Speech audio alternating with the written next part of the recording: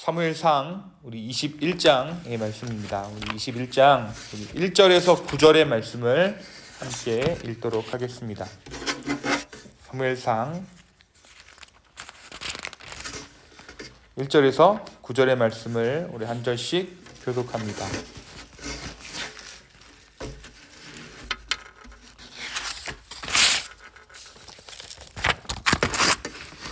제가 먼저 읽겠습니다. 다윗이 노베 가서 제사장 아히멜렉에게 이르니 아히멜렉이 떨며 다윗을 영접하여 그에게 이르되 어찌하여 너가 홀로 있고 함께하는 자가 아무도 없느냐 하니 다윗이 제사장 아히멜렉에게 이르되 왕이 내게 이를 명령하고 이르시기를 내가 너를 보내는 것과 내게 명령한 일은 아무것도 사람들에게 알리지 말라 하시기로 내가 나의 소년들을 이러이러한 곳으로 오라고 말하였나이다. 이제 당신의 수중에 무엇이 있나이까? 떡 5덩이나 무엇이나 있는 대로 내 손에 주소서 하니 능히 다윗에게 대답하여 이르되 보통 떡은 내 수중에 없으나 거룩한 떡은 있나니 그 소년들이 여자를 가까이만 하지 아니하였으면 주리라 하는지라. 다윗이 제사장에게 대답하여 이르되 우리가 참으로 3일 동안이나 여자를 가까이 하지 아니하였나이다.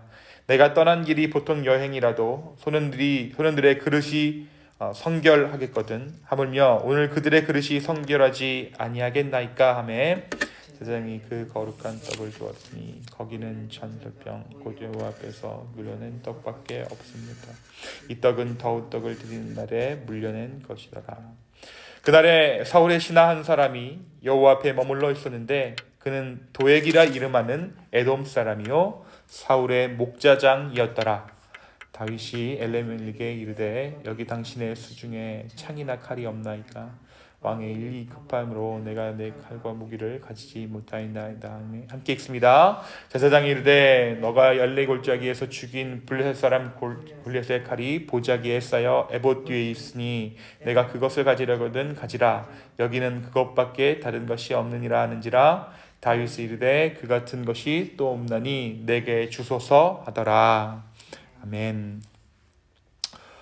우리가 어제 사무엘상 20장 말씀에서 어떤 말씀 함께 나누었습니까?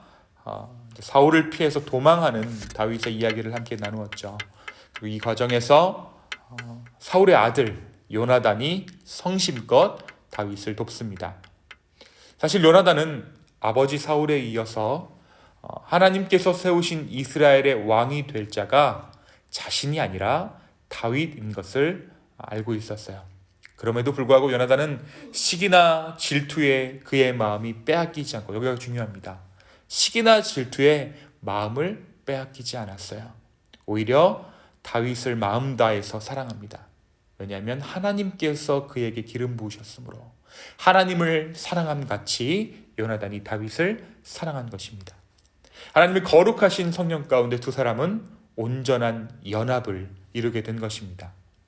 한편 오늘 말씀은 그렇게 사울을 피해 도망친 다윗에 대해서 기록하고 있습니다.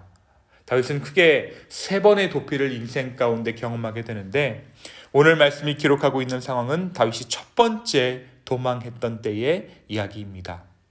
다윗이 사울을 피해 놉당으로 갑니다. 그가 놉당으로 간 이유는 그곳에 하나님의 언약궤가 있었기 때문이에요. 그 땅에 거주하던 제사장 아히멜렉은 다윗이 그 땅에 들어오자 그를 떨면서 영접합니다. 아마도 사울이 보냈을 거라고 생각한 것 같습니다. 그래서 무슨 사울의 명령이 있는 줄 알고 그가 떨면서 다윗을 영접해요. 과거 블레셋의 공격으로 법궤를 빼앗기고 실로가 파괴되자 제사장들은 에봇을 가지고 노브로 간 것 같습니다. 따라서 노베는 제사장이 여호와께 제사 지냈던 성소가 있었습니다. 다윗이 이와 같이 제사장과 성소를 찾아간 이유는 자신이 어디로 피해야 할지를 여호와께 물으며 하나님께 물으며 피신에 필요한 양식과 무기를 구하고자 했습니다. 먼저 다윗은 먼 길을 도망하여 온 터라 배가 고팠어요. 그래서 아히멜렉에게 먹을 빵이 없는지 묻습니다. 하지만 아히멜렉에게는 사람이 먹을 수 있는, 일상적으로 먹을 수 있는 빵은 없었고 대신 성소의 진열에 두었던 빵이 있었습니다. 이 빵은 제사장들 외에는 먹을 수 없는 빵이었어요. 그것이 제사장 소유임이 하나님께서 이스라엘 백성과 세우신 영원한 언약이었기 때문입니다. 하지만 아히멜렉은 다윗의 군대 중에, 다윗의 소년 중에 여자를 가까이 한 자가 있는지 묻습니다. 만약 그들이 성결한 자들이라면 아히멜렉은 그들에게 빵을 내어줄 생각이었기 때문입니다. 다윗은 자신의 군대가 여자를 가까이 한 적이 없음을 확인해 줍니다. 이에 아히멜렉은 진설병을 다윗에게 내어줍니다. 또한 다윗은 아히멜렉에게 칼이 없는지 묻습니다. 사울이 자기를 쫓을 때에 그를 보호할 무기가 필요했던 것입니다. 마침 노베는 다윗이 골리앗을 물리쳤을 때 골리앗이 가지고 있던 골리앗의 칼을 보관하고 있었습니다. 다윗은 아히멜렉에게 청하여 이 칼을 손에 넣습니다. 그런데 이 모든 사실을 사울의 목자장 도액이라는 자가 보고 있었다라고 기록하고 있어요. 다윗은 도액을 보자마자 마음에 두려운 마음이 생겼습니다. 그리고 나서 칼을 요구해요. 사울이 자기를 쫓아오지는 않을까 하는 두려움이었습니다. 급기야 다윗은 이 후반부의 말씀이 어떻게 등장하냐면 10절의 말씀에 보면 그날에 다윗이 사울을 두려워하여 일어나 도망하여 가드왕 아기스에게로 갔다. 이것이 어디로 연결되어 있습니까? 7절 말씀과 연결되어져 있는 거예요. 그날에 사울의 신하 한 사람이 여호와 앞에 그 높당에 있었다라는 것입니다.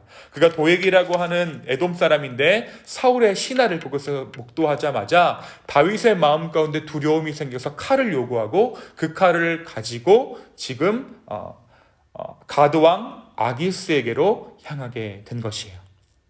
급기야 다윗은 이제 그 가드왕 아기스에게로 도피합니다. 그런데 이 가드왕 아기스가 자기를 알아보는 것이에요. 너가 다윗이 아느냐? 내가 너를 향해서 이스라엘 백성들이 찬양하는 것을 들었다. 그 찬양이 무엇이었습니까? 사울은 천천히요, 다윗은 만만이다. 너가 정말 훌륭한 장군이라는 것을 내가 알고 있다라는 것입니다. 그런데 이 말을 듣자 다윗이 다시 한번 두려움을 느낍니다. 12절이죠. 다윗이 이 말을 그의 마음에 두고 가드왕 아기스를 심히 두려워하여, 이 자기를 알아본 아기스가 자기를 죽일까봐 염려했던 것입니다. 결국 다윗은 아기스 앞에서 어떻게 합니까? 미친 척을 해요. 자기 스스로를 다윗을 위협적으로 생각할지도 모르는 그들의 마음을 안심시키기 위함이었습니다. 사랑하는 성도 여러분, 오늘 말씀은 우리에게 무엇을 말해주고 있을까요? 제가 조금 이 말씀에 대해서 여러분에게 오늘 말씀 좀 설명해 드리고자 합니다. 먼저 아히멜렉이 내어준 이 떡에 대한 이야기를 좀 해봐야 될 것 같습니다. 이 떡은 일주일에 한 번씩 바꾸어주는 떡이었어요. 하나님 앞에서 물려낸 떡은 7일 동안 성소의 제단 위에 놓였다가 다시 새로 만든 그 빵을 드리는 날 안식일에 그 예전의 빵을 이제 물려냅니다. 근데 그러니까 보면 이 다윗이 온 후에 지금 진열되어 있던 빵을 준 것이 아니라 한 주 전에 걷어두었던 빵을 지금 다윗에게 내어준 것이에요. 그런데 아무리 그 빵이 교체된 빵이라고 해도 율법의 규례에 따라 성소에 사는 제사장 외에는 이 떡을 먹지 못합니다. 먹으면 죽는 거예요. 그러나 오늘 말씀이 뭐라고 얘기하냐면 아히멜렉은 허기진 다윗을 위해 이 떡을 내어주고 다윗은 이 떡을 통해서 그의 도피 여정 가운데 양식으로 삼습니다. 오히려 기력을 회복한 것이에요. 그런데 이 떡의 이름이 있습니다. 이 떡의 이름이 뭐냐면 파님이라는 이름이에요. 이 파님은 이스라엘의 12지파를 상징해서 12개의 빵이 항시 진열되어 있었어요. 6개씩 포개서. 근데 이 파님이라는 뜻이 무엇인가? 하나님의 얼굴이라는 뜻이에요. 하나님의 임재, 하나님의 은혜를 상징합니다. 그러니까 12지파를 향해 얼굴을 드시는 하나님을 나타내는 것이죠. 그러니까 이 다윗이 떡을 얻은 것은 무엇을 얻은 것입니까? 하나님의 얼굴을 얻은 것이에요. 하나님의 임재를 얻은 것이에요. 도피의 한가운데서 그는 하나님께서 베푸신 은혜의 떡과 함께 하나님의 임재를 지금 먹은 것입니다. 그가 하나님의 임재가 그와 함께 한다는 것을 상징적으로 보여주는 대목입니다. 그러니까 어찌 보면 다윗은 이 도피의 한복판에서 아히멜렉의 떡과 함께 주가 베푼 성찬에 참여한 것이죠. 하나님의 만찬 가운데로 다윗이 초청된 것입니다. 다윗은 이 떡을 먹고 회복합니다. 사실 이 떡을 먹을 자격이 없었던 다윗입니다. 이 떡을 먹으면 죽어 마땅한 다윗이었지만 하나님께서 그에게 은혜를 베푸신 것입니다. 우리가 유명한 말씀이 있죠. 민수기 6장의 말씀을 보면 이 말씀이 있습니다. 여호와는 그의 얼굴을 내게 비추사 은혜 베푸시기를 원하며.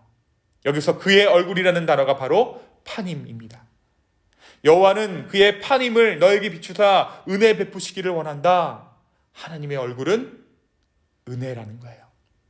죄인이라면 그의 얼굴을 보면 죽어야 마땅하지만 오히려 은혜가 임하게 되는 것입니다. 오늘 다윗이 그 떡을 먹을 수 없는 자였지만, 먹으면 죽는 자였지만 오히려 그 떡을 먹었을 때 그 얼굴빛에 비추었던 은혜가 다윗의 삶 가운데 임하였던 것처럼 우리 역시 하나님 앞에 은혜를 구할 수 없는 자들이지만 오늘 이 아침에 나와 하나님 앞에 은혜를 구할 때에 하나님께서 예비하신 은혜를 우리의 삶 가운데 허락해 주실 줄로 믿습니다.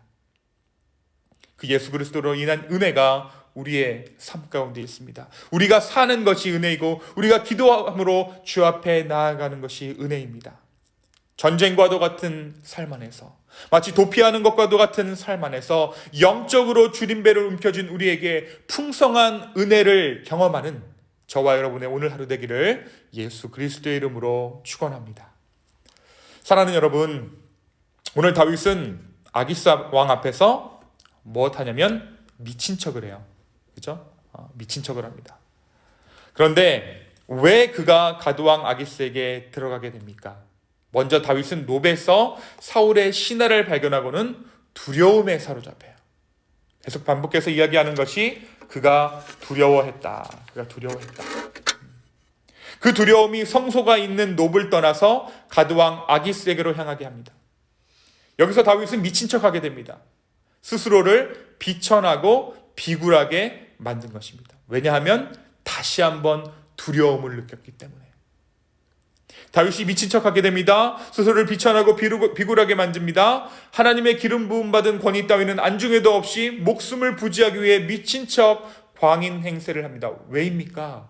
두려움 때문입니다. 두려움 때문에 성소를 떠나 이방 땅으로 이동했고 두려움 때문에 미친 사람 행세를 합니다. 왜 이 놉당 가운데 들어갔는지 목적을 상실했어요. 왜 놉당 가운데 들어갔습니까? 그곳에서 하나님께서 나를 어떻게 인도하실지 이야기를 듣기 위해서 들어갔는데 사람을 보고 그에게 두려움이 임하자 가드왕 이방의 땅으로 옮기게 되었고 거기서 또 아기스 왕이 자기를 알아보자 또 거기서 두려워해서 미친 척하게 된다는 것이에요. 사랑하는 성도 여러분, 그렇다면 지금 왜 다윗은 도망 중입니까? 사울의 두려움 때문이죠. 두려움은 우리에게 안 해도 될 일을 하게 만듭니다. 스스로를 비천하게 만들고 비굴하게 만들어요. 근데 우리가 언제 두려워하게 되는가? 우리가 우리 힘으로 무언가 지키고자 할 때 우리는 더욱 큰 두려움을 느껴요. 오늘 다윗이 자기 목숨을 자기 스스로 지키려고 합니다. 사울이 자기의 왕권을 자기 스스로 지키고자 합니다. 그때 두려움이 인생을 사로잡게 되는 것이에요. 사랑하는 성도 여러분, 두려움이 이끄는 인생이 아니라 믿음이 이끄는 그러한 인생 되기를 소망합니다. 믿음이 이끄는 삶이란 소망을 온전히 주께 두는 삶입니다. 내가 지킬 수도 없는 것을 지키느라 비굴한 인생을 사는 것이 아니라 모든 것을 주님께 맡겨 두려움 없는 인생을 살아내는 것입니다. 믿음으로 인생을 살아가는, 그래서 정말 우리가 스스로를 비굴하게 여기는 것이 아니라 비천하게 두는 것이 아니라 우리를 존귀하다 말씀하시는 하나님의 손이 우리를 존귀케 하시는, 하나님께서 우리를 지키시기에 우리의 삶이 덩달아 존귀해지는 그러한 저와 여러분의 오늘 하루에 되기를 예수 그리스도의 이름으로 다시 한번 축원합니다. 이 시간 함께 기도하겠습니다. 주님, 우리가 다시 한번 주님의 은혜를 구합니다. 주여, 우리 가운데 임재하여 주십시오. 우리의 삶이 두려움에 떨어서 스스로를 비굴하게 하고 비천하게 하는 것이 아니라 주님, 하나님의 그 도우심으로 말미암아 우리의 인생이 존귀하게 되어지기를 간절히 원합니다. 주여, 우리 가운데 함께하여 주십시오.